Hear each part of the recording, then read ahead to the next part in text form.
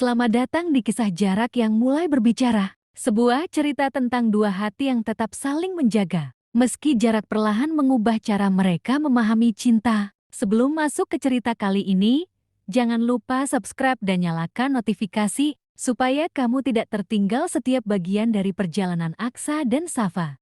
Part 7 yang mulai sulit dijelaskan. Malam itu, sambungan video kembali menyatukan dua layar, dua kota, dan dua wajah yang sama-sama lelah. Safa duduk di depan laptopnya lebih awal dari biasanya. Rambutnya masih sedikit basah setelah mandi. Buku kuliah terbuka di samping. Tapi tak satu halaman pun benar-benar ia baca. Ia hanya menunggu. Beberapa menit kemudian layar menyala. Aksa muncul dengan latar kamar asrama yang sedikit berantakan. Jaket abu-abunya masih dipakai, seolah ia baru saja pulang. Lama nunggu?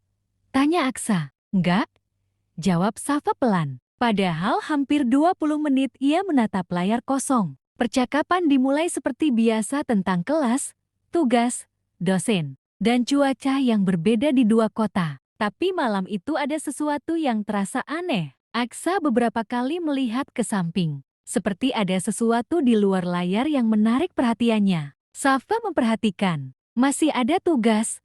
Tanyanya. Iya, ada sedikit. Belum sempat Safa menanggapi, terdengar suara perempuan dari luar layar. Aksa, file yang tadi udah aku kirim. Aksa menoleh cepat. Iya, bentar. Safa diam. Meski hanya suara singkat, ia tahu itu bukan suara yang asing. Mita?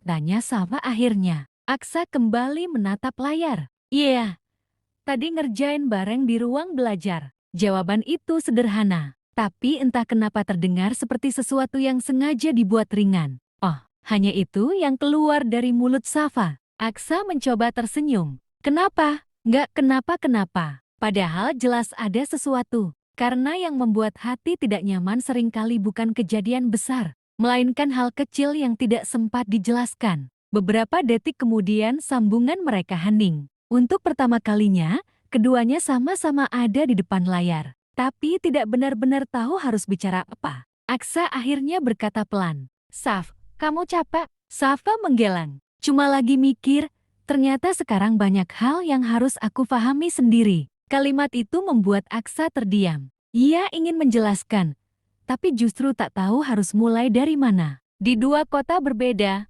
malam berjalan pelan. Dan untuk pertama kalinya, mereka sama-sama merasa. Kadang yang paling sulit dijelaskan bukan perubahan besar, melainkan perubahan kecil yang datang diam-diam.